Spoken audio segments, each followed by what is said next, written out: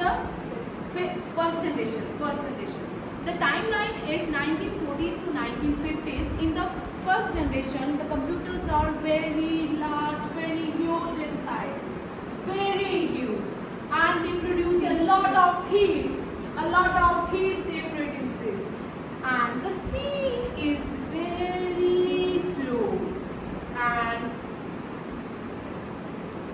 clear. And in the first generation, they are using the vacuum tubes. That is the more important part. In the first generation of computers, they are using the vacuum tubes.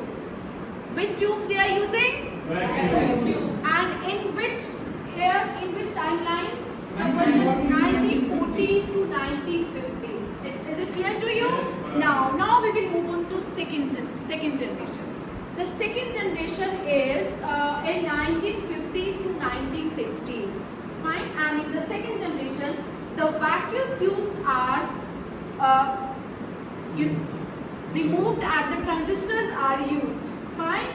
And in the second generation of computers, the size is small. It uses the small dimensions, right? But the speed is same. And they are using the transistors. What they are using? Transistors. Fine. Now we will move on the third generation.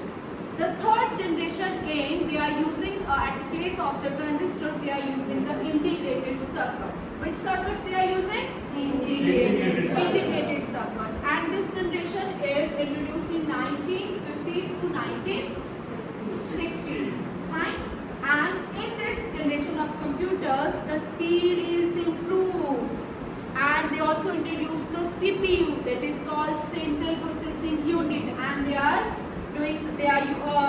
can do all the functions, your arithmetical, your control, and your processing and control. Fine. Okay. Now we will move on the fourth generation of computers.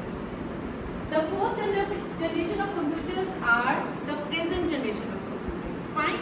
It will introduced in the 1970s. Fine. And the speed is very fast. Everybody is using the mobile phones, laptops, tablets.